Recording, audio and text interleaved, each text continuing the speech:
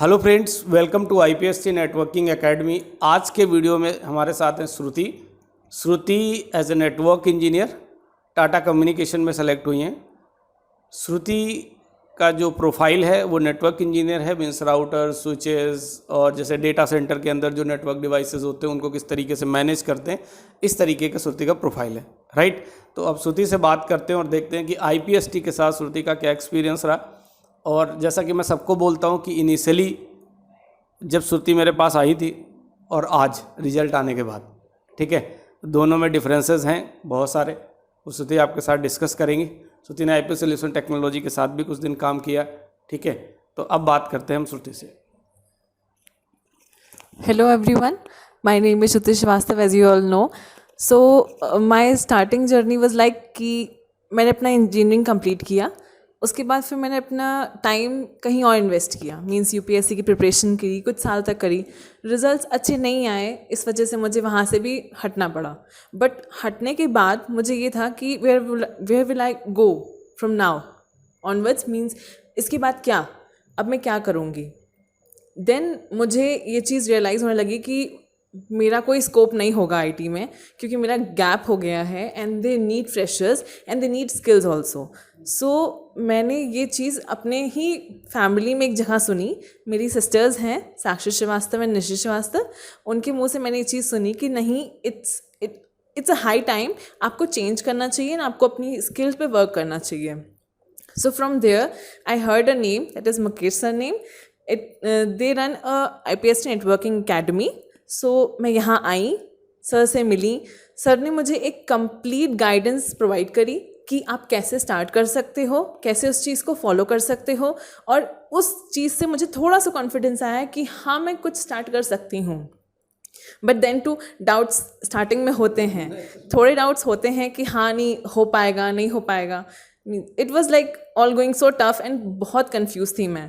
But starting में आई, यहाँ किया।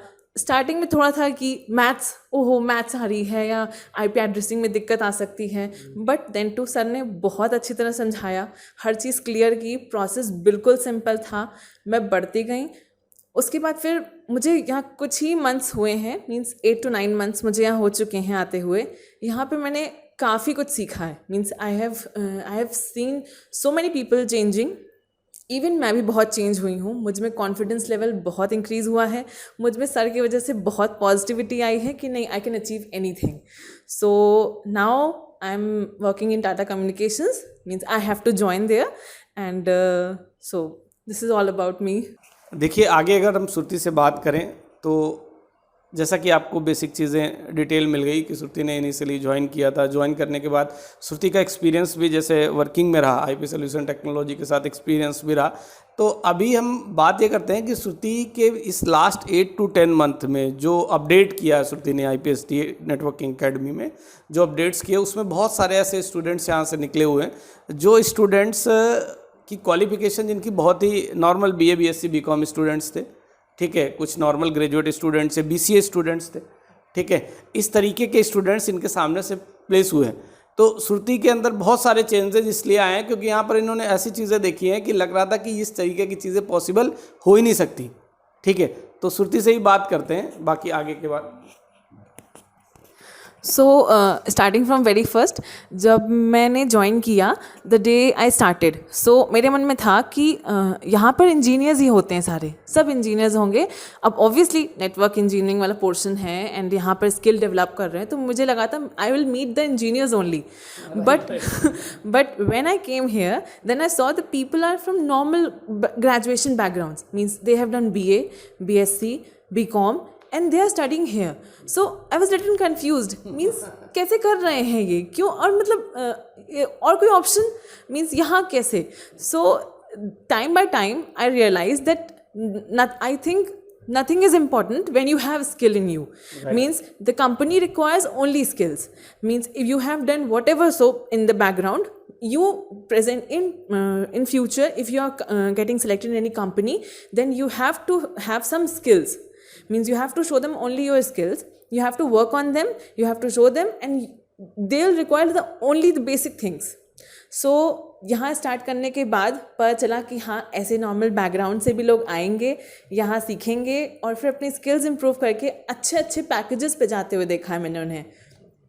So even one example I want to give. So one day I was sitting here and a student asked me कि आप यहाँ पर engineer हो एंड आपने इंजीनियरिंग करी, आपका बैकग्राउंड इंजीनियरिंग से है, तो मेरा तो कोई स्कोप ही नहीं है इसमें.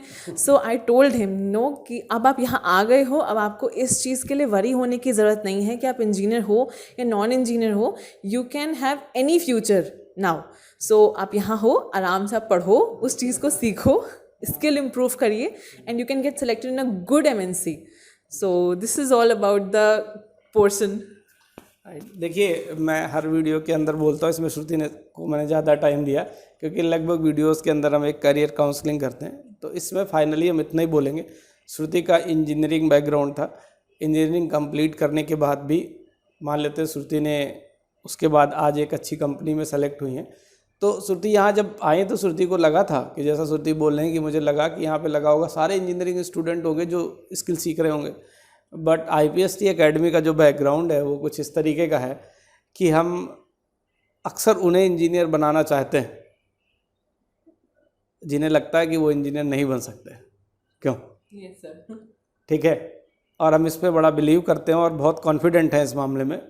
अगर कभी किसी को लगे कि लोग उससे कहते हैं कि वो इंजीनियर नहीं बन सकता, ठीक है, तो आपके लिए IPST एक ऐसा ऑप्शन है कि आप एनी हाउ गारंटी के साथ बोल के आ सकते हो कि हम क्वालिफिकेशन ज़रूर मान लेते हैं किसी ने इंजीनियरिंग नहीं कर पाई, फाइनेंशियल स्थिति अच्छी नहीं है, क्योंकि इंजीनियरिंग में बहुत खर्चे होते हैं. ये श्रुति को पता है, कम से कम 10 से 12 लाख रुपए ख़त्म किए होंगे. ठीक है, तो खर्चे होते हैं. लेकिन अगर नहीं कर पाए आप तो इसके लिए वरी करने की ज़रूरत नहीं है.